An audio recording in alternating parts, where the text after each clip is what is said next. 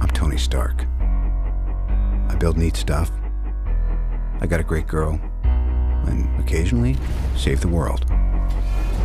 Without further ado, please welcome Shane Black. The story is what's important. The spectacle is simply a part of telling that story. Rebecca Hall. What's her attraction to Tony Stark? Yeah. No idea. Robert Downey Jr. Stop asking me questions. Gwyneth Paltrow. And it was so much fun to watch. Sir Ben Kingsley. I felt completely at home. Cheadle. Do they still do 17 pictures? They do at Marvel. I'm gonna get one of those. And Mr. Drew Pearce. But who knows what comes next? Or if there's a next. Robert?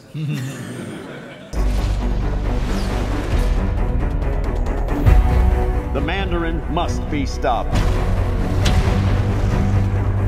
You don't know who I am.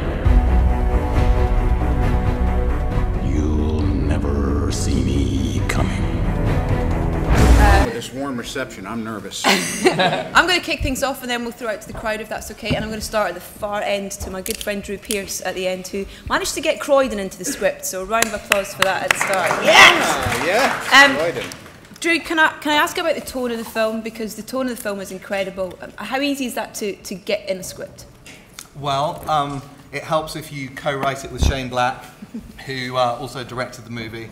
And it also helps if you have these guys actually in it. So, and also we had an amazing template in Iron Man 1, you know, and all the work that Jon Favreau did there. So really, it was ours to screw up, and hopefully we didn't do that.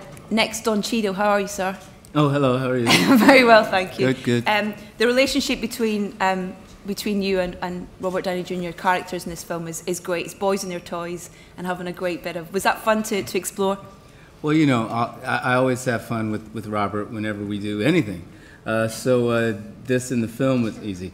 Doing the movie was great. Yeah, we had a lot of fun and had an opportunity to really take that relationship, you know, sort of to the next level. And had a lot of fun, you know, in some rooms with Shane and Drew, just chopping it up, really. So Ben, this was a whole new world for you.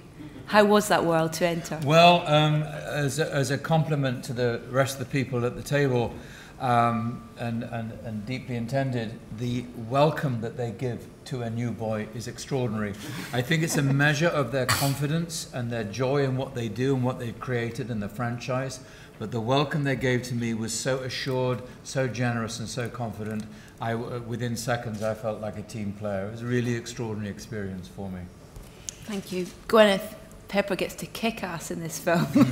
That must have been fun to explore. It was great.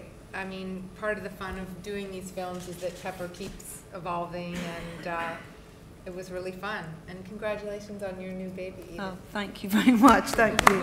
Well, not easy to do that. Robert. Yes, Jim. We see him stripped for the first time of everything that he kind of relies on in this film. Yes. But was that great to explore the layers of the character, more so in this film? Yeah, I mean, we all figured after Avengers we couldn't go for more of a spectacle, so I'm just so pleased as people are seeing the movie that they're telling us that we kind of did this correctly. Enough for me to be proud to announce the next installment, where it will just be Rebecca and I, called Iron Man 4 Parade's End. There'll be a lot of this. Rebecca, similar to Ben coming into this gang, you know, who've already 2 films in, but with a strong female character as well, but drawn to this man who what is her attraction to him? What's her attraction to Tony Stark? Yeah. No idea.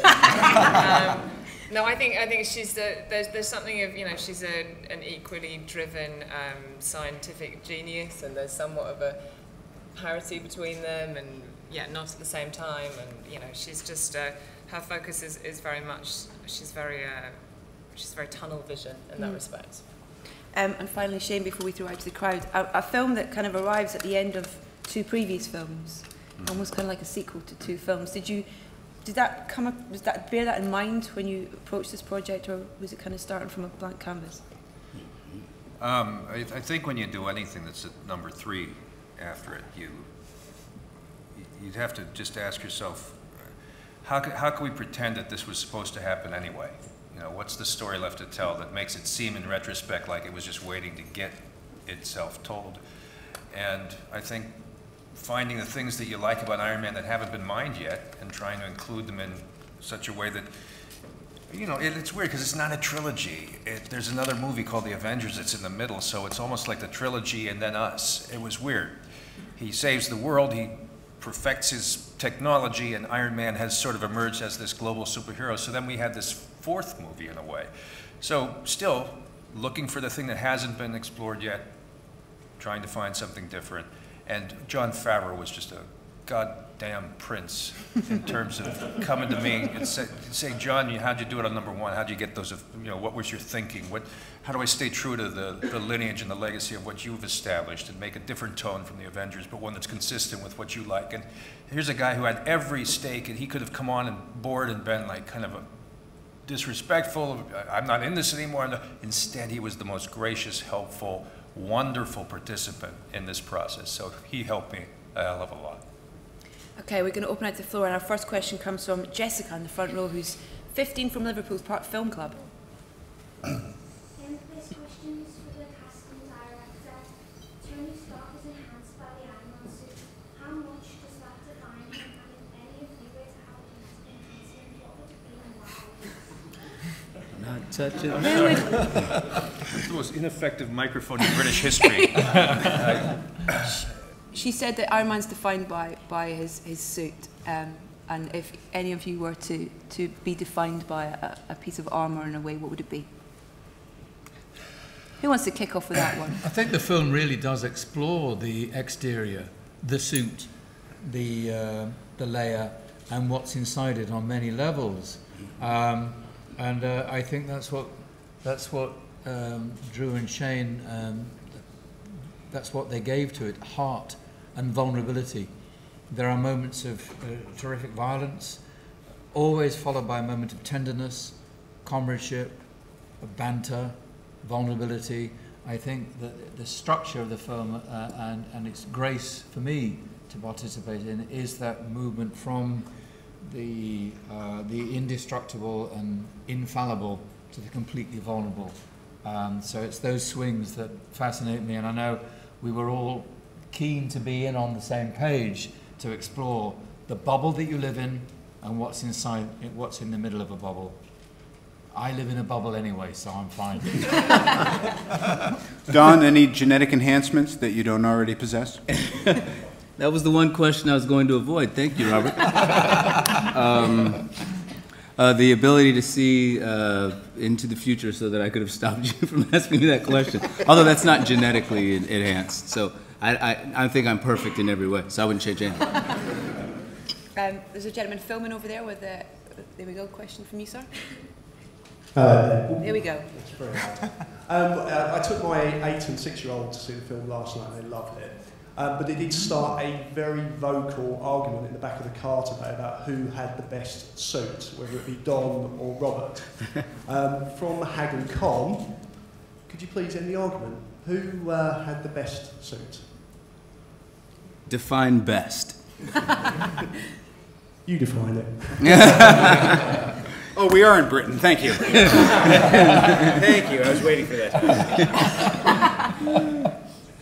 We just wanted to get to a point where kids would be having that conversation when they left the theater. Right. You know, we wanted people to be having conversations about genetic enhancements and what does this mean, and is terrorism, you know, media driven or whatever, without being political. So I'm just happy that I'm very happy that those arguments are occurring. They're arguments about entertainment. Mr. Stark, today is the first day of what's left of your life.